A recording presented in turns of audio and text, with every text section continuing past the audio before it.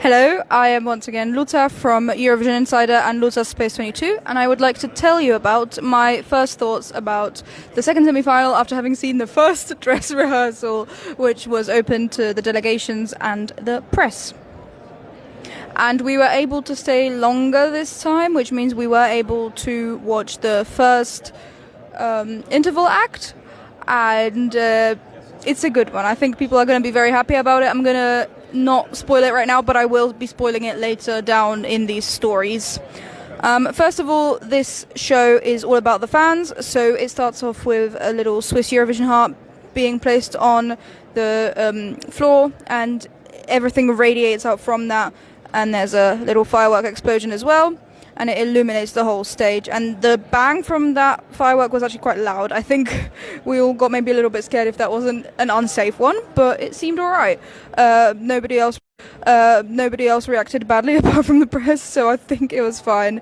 And both of the hosts have very glittery silver outfits on this time. Semi-final 2 opens with Australia, Gojo with Milkshake Man, and his postcard was based on old filming techniques. His voice sounded slightly weird, and I'm not saying that it was a bad vocal. I can't quite tell if it was just quiet or if it was actually shaky, but it did sound off in some way. However, the staging is pretty fun. It's pretty nice. There's one of the dancers starts out as a grandma and then goes into the blender to change into her 60s style outfit. He does start with the infomercial, as we've heard, and there's like radiating neon stars in the background for most of the song, and then it's the ingredients of a smoothie. And the last costume change, where he takes off the top, he does just get it ripped off by the dancers. He doesn't go back into the blender, but it also didn't quite work out perfectly this time. It seemed like it took a little bit too long. However, he did save it because he immediately did a knee slide down.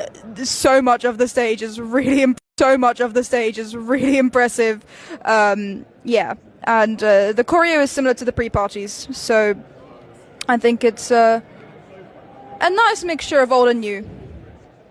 Performing second is Montenegro. Her postcard was with telescopes. The performance isn't much different to what we've been seeing from Nina Žižić and Dobrodošli so far. There's slow hand movements at the start of the choreography, and she does take the eye mask off, though, pretty immediately. There are a few colours in the background. There's green, red, blue, like feathery kind of things, and she does have like glittery white LEDs throughout the performance of all of the lights. It does work, but it is definitely a struggling one. There are also faces pushing through fabric on the left-hand side and nothing on the right-hand side at one point in the performance, and that looks pretty cool in the arena. I'm not sure what the camera cuts were for that, but it did look pretty cool. So there's been some elevation that's happened, but not really a lot, and I don't have much hope of Montenegro qualifying right now. However, after last night's results. Performing third was Ireland, and Emmy is on top of the rocket ship the whole performance. Sorry, the postcard is something to do with cables. I wasn't sure if it was meant to represent the internet, because I'm pretty sure that comes from Switzerland, or if it was meant to have something else to do with physics. I'm not really sure. The cats, dancing cats, astronauts do also show up on the frame, so that's pretty nice. The choreo is fairly good for the dancers. There's all the lights go up to the ceiling for the last Like a Party in the Sky, which I think is pretty effective considering what she's singing in the sky. Yeah, there's also cats projected onto the mountain, which is pretty funny looking, but I think it works. And it looks like there's sparkles way too close to her at the end of the performance, like sparkle fireworks, but she didn't seem concerned and no one else did, so maybe it just looked like that from where I was sat. Yeah. I don't know that this has a massive chance to qualify, but I'm also not going to say it's dead on arrival, because it's definitely been improved since the pre-party performances and the national final performance at Eurosong. Oh, Prince has just come into the press centre.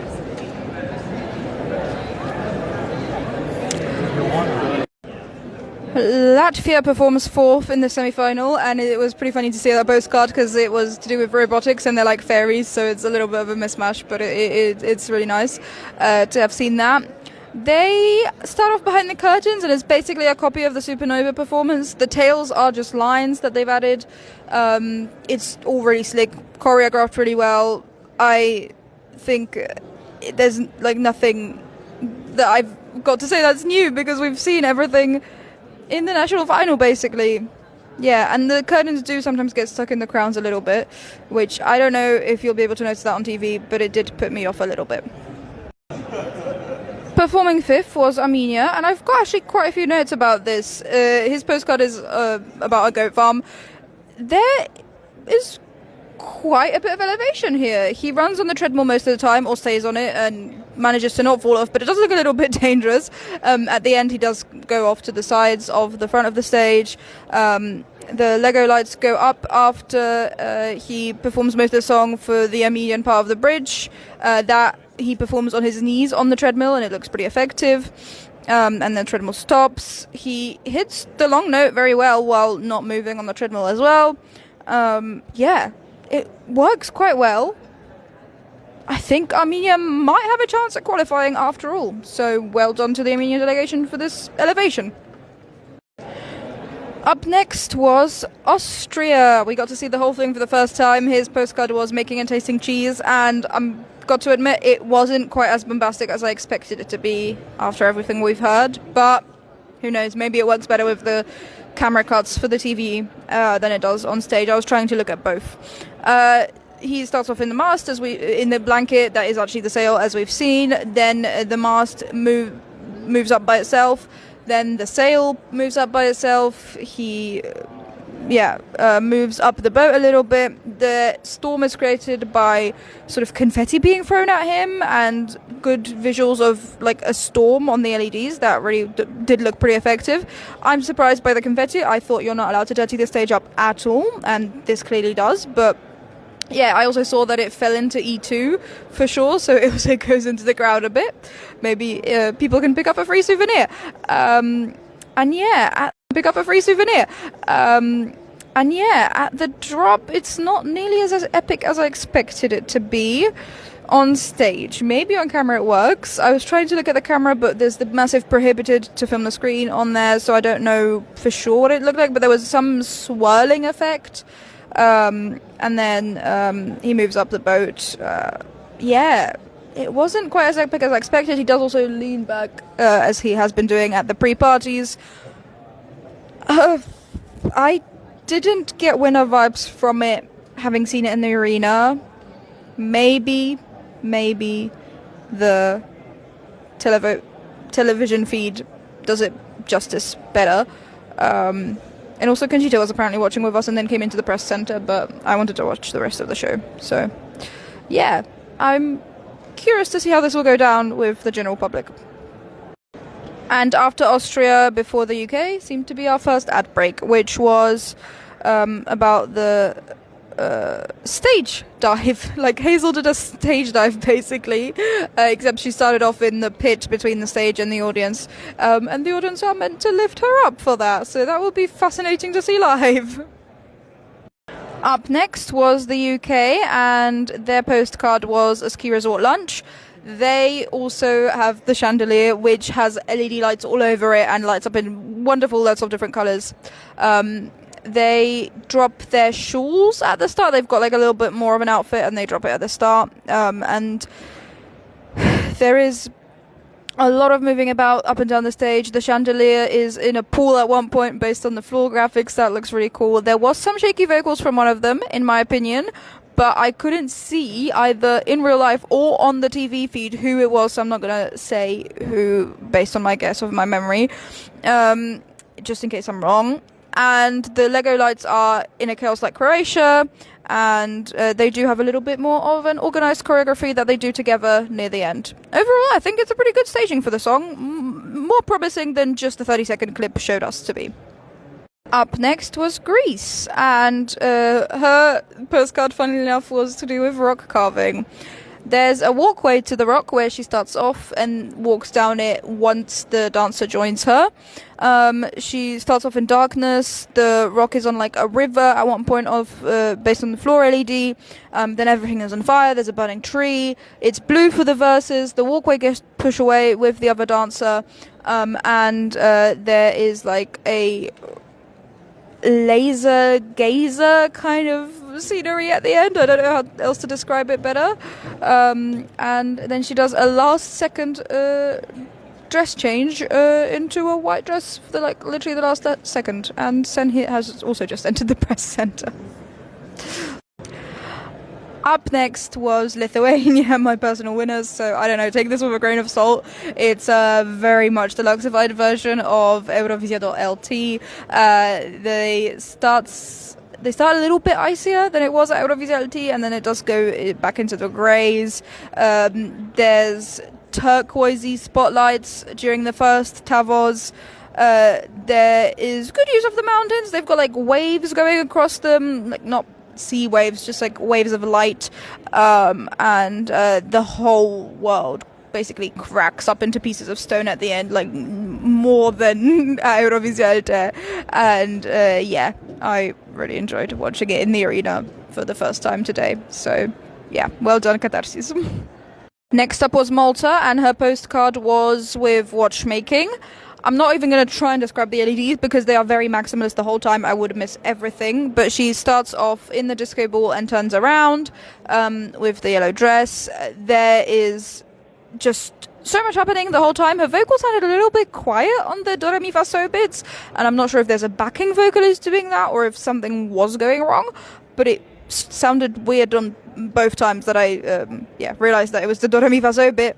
And there is a 1 second pause before the Swiss balls come on, which is pretty smart to make sure they get in position. They do get thrown up to the dancers, and hers gets given from the side, but it's pretty impressive. Then the leopards, there's also leopards in the background, or cheetahs on these balls, and there's a big firework explosion at the end. With Diva not down. So, pretty impressive for Malta. And after Georgia, we had a next ad break where Sandra went to the commentator boxes. Up next, we saw France. Her postcard had ice cream in it, and I believe it was Lugano. I have been there twice, but I did not pay attention to the start of the postcard. She starts off lying down in her sand pit. I think I've heard it's actually cork, so I'm going to call it cork, but a lot of people have been calling it sand. She has got a lot of slow choreography to do to hit marks. There's a mirror in the floor of that thing, the circle of cork, and she wipes away the cork at one point to show the mirror and stare at herself. I think the camera will be showing that. I couldn't actually see it fully. The cork falling from the ceiling does stop at one point, and I think it stops a little bit too slowly because there's 3 separate parts doing it, and they stopped at different points, so hopefully they can figure that out until the live show, especially on Saturday. There's like a dusty waterfall effect from the Lego lights as well. Overall, it's really quite impressive for France. One of the last moments also has a slightly different note than we're used to. And then there's a bit about the hosts being the ones cleaning up the leftover sand or cork or whatever. And they were struggling to figure it out while we were in there. But I think they will get it by the end of the rehearsals, and the live show will be good. But it's a good bit. Just they were like, oh, can you hear the microphone? Can you hear the vacuum cleaner? Where are we meant to be standing and things like that. But no, I think they will figure out. Next up was Denmark, and her postcard was at a fancy building playing the harp. She has a lot of stuff going on with the curtains. The LEDs keep changing color between blue and pink and white and neon colors, and they're like wavy strings, maybe just meant to be the curtain from the side. I'm not sure. There's a lot of play with the curtain, with shadow work. It looks like some of the background dancers are giant being projected onto the curtain. There's polka dots all over the curtain at one point. Cecil obviously performs it brilliantly every single time. It didn't give me so much hope, unfortunately, because the LEDs are more or less non-existent, unfortunately, with those wavy things, and she does just sort of stand up and walk to the front, and that's also fine. She doesn't need to dance, but I'm a bit worried for her, and I really love her, so I hope she qualifies. Next up we saw Czechia, and his postcard was at a salt mine, and I would like to say it starts off with a very wide but thin camera cut. Pretty impressive. And the LEDs, and I don't mean this in the wrong way, I'm just trying my best to describe it, look like the Holocaust Memorial in Berlin, but they're all the same height. And that's basically the LEDs for most of the performance, or there's either none or that, more or less. It's basically all black and white apart from colour in the dance break, where it's like a blood orange, and there is a little bit of mini choreo before the actual dance break, so it doesn't come as such a surprise.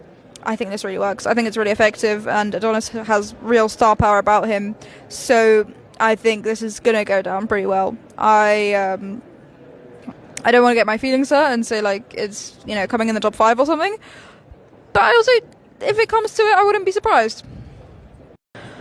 Up next we saw Luxembourg. Her postcard was at a ski resort of some kind. She starts off as a doll on the floor, with big hands sort of playing around her in the dollhouse. The background LED is a big dollhouse. It looks kind of AI to me. I don't really love it, but there's lights flickering on and off in the dollhouse throughout the performance. There's a sort of red light, green light situation where the dancers chase her down. On the frame it says Laura's World, and it's like an ornate decoration. The lights do flicker on and off inside the dollhouse. And the dollhouse explodes at the long note. Her silvery outfit for the outfit reveal is much better than any of the outfits we've seen so far, in my opinion. At the pre-parties and stuff, I really do quite like it. Yeah, I think that's it for Luxembourg from me. Next up, we saw Germany, and I wasn't paying attention for the postcard, so I don't know what it was, but the staging is turquoisey, apart from black and white, and there's a good club feel created with the lighting. Abor keeps moving out of the way for Tina. They do interact at one point. It's really sweet. Like, Tina just rests her arm on his shoulder. There's a bit of pink for the breaking the cello bit, except they don't actually break the cello as far as I could see. But there is an explosion of fireworks from the boombox. They create a little club atmosphere inside the actual boombox thing, and I think it works overall pretty well. And regarding Tina's vocals, because that's a point of concern for many people, I think they were fine. Like, I don't think there was anything technically wrong with them, but they were higher than I expected them to be. I seem to remember her vocal being lower at the German national final, and I'm not sure if that's on purpose or not, or if that's just me imagining things, but that's what I took away from her vocal. Next up was Serbia. I once again wasn't paying attention to the postcard, but the interesting thing about this performance are the LEDs for me. There's like falling blue tinted people at one point, and then there's a big eye that kind of has the impression of a moon with a sea in front of it. There's a lot happening with the LEDs. He does get lifted up at the end by the dancers. He does kneel down to something at one point in the performance. I couldn't tell what, and sorry, the microphone is really close to my mouth there. And the whole performance is kind of red and blue, and then there's like actual fire shooting up for the first Rocky Mila. Yeah. Overall, I think it's a pretty decent staging. I don't think Serbia's dead on arrival. I think Prince might qualify, especially profiting from a specific demographic. And finally, obviously, it's Finland. It was lovely to see. The postcard was playing cards, and the whole performance is basically the same as UMK, just slicker, I would say. The choreography is largely the same. Its colours are black and white, magenta, red, golden at various points throughout the staging. She does get strapped into the microphone by two guys at the end. She performs fantastically. She always fills the stage. Yeah. Like, I don't have much to say. It's red for the Wunderbar bit. And she flies up in a squat position on the microphone. I think this is a really good performance. I think she does still have a chance of taking the whole thing to Tampere. And finally, we were able to see the first interval act, which was Eurovision 2020. Jean Stiers, Effendi, Destiny, and The Roop all performed about half of their song each, with some really impressive staging. Loads more people than 6 on stage at a time for most of them. So, in a way, maybe it's nice for them to be able to have a more creative staging, but I also understand that it was hard to not be able to perform the song you thought you were going to Eurovision with on the Eurovision stage. Except now they have, and we've seen it, and it's a really, really lovely tribute to them. And yeah, everyone joins in at the end for part of Destiny's song to clap and dance along a little bit. So it's a really, really lovely first interval act. That is everything from me. Thank you so much for following along. Those are my thoughts after having watched the first dress rehearsal of the second semi-final at Eurovision 2025. Please remember to follow all the relevant channels, and I hope to see you again soon. I hope you enjoyed those thoughts. I hope they were cohesive. I am still very tired. I have slept a little bit better now, and I do need to eat though. So I'll be saying bye-bye for now, and hopefully until the grand final, I guess. Maybe I'll make a sort of video, but at that point we'll have seen all the full performances, so we'll see what I actually do end up doing for the grand final after the first dress rehearsal.